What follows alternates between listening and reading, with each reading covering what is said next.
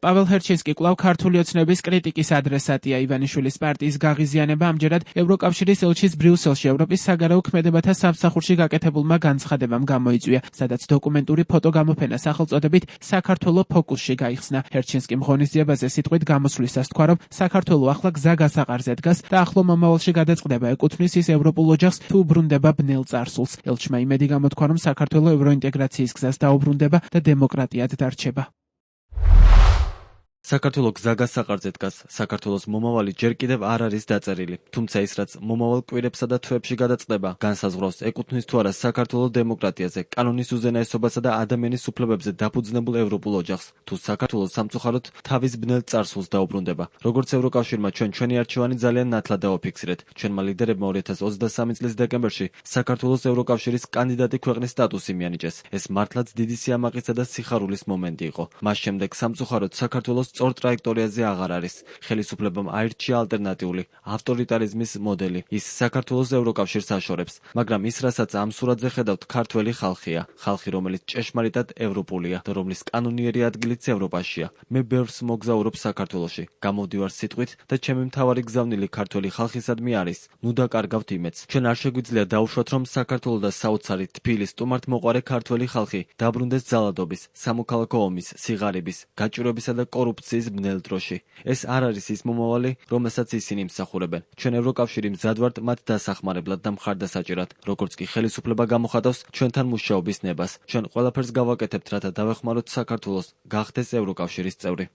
ამ განცხადების გამო ქართული ოცნება პაվել ჰერჩინსკის საგარეო უწყებაში დაბარებას ითხოვს. ირაკლი კობახიძემ და კახა კალაძემ ევროკავშირის ელჩი დღეს ქართველი ხალხის სამოქალაქო ომით მუქარაშიც დაადანაშაულეს. მათ თქვა, რომ ახლო ეს მომავალში გადაწყდება, როგორ განვითარდება ქვეყანაში მოვლენები. ან განვითარდება ერთი მიმართულებით, ან განვითარდება მეორე მიმართულებით და ეს მეორე მიმართულება მისი შეხედულებით არის სამოქალაქო ომი და მოსახლეობის გაღარიბება.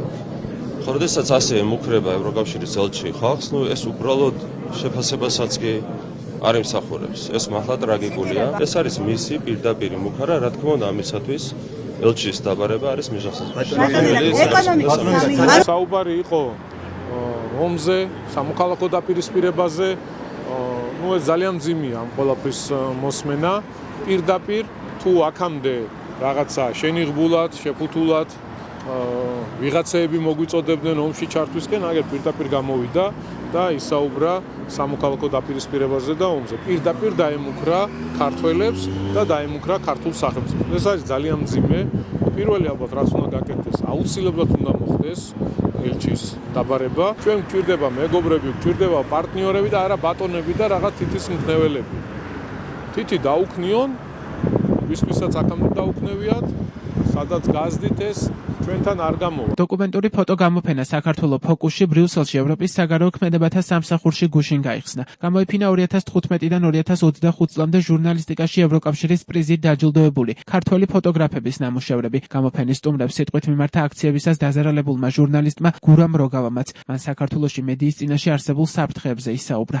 მე საქართველოდან ვარ, ქვეყნიდან, რომელიც დღეს ომში არ არის. ყოველ შემთხვევაში ტრადიციული გაგებით. თბილისში ბომბები არ ცვივა და მაინც ბევრი ჟურნალისტისთვის ისეთი შეგრძნებაა, თითქოს ბრძოლის ველზე ვმუშაობთ. საქართველოში ჟურნალისტიკა სულ უფრო დიდ რისკთან ასოცირდება. ამ გამოფენის ერთ-ერთ ფოტოზე ჩემი კოლეგა მზია ამაღლობელი სასამართლო დარბაზშია აღბეჭდილი. ეს არ არის მხოლოდ გამოსახულება, ეს არის გაფრთხილება. გაფრთხილება იმის შესახებ, თუ რა ხდება, როცა დამოუკიდებელი ჟურნალისტიკა საფრთხედ აღიქმება. მზია მხოლოდ ერთი კონკრეტული შემთხვევა არ არის. ის რაღაც გაცილებით დიდს განასახიერებს. ფოტოები, რომლებსაც აქ ხედავთ, არ არის მხოლოდ სურათები, ეს არის მტკიცებულებები. თითეული კადრი სვამს კითხვას, როგორი ქვეყანა გვინდა ვიყოთ. საქართველო დღეს კრიტიკულ მომენტშია. შიშსა და თავისუფლებას შორის, იზოლაციასა და ევროინტეგრაციას შორის, დუმილსა და თვითგამოხატვას შორის. და ამ სივრცეში დამოუკიდებელი მედია გადამწყვეტ როლს ასრულებს, არა როგორც გარეშე დამკვირვებელი, არამედ როგორც დემოკრატიული ცხოვრების, შენების მონაწილე. მე დღეს აქ ვდგავარ არა მხოლოდ ჩემი გამოცდილების გასაზიარებლად,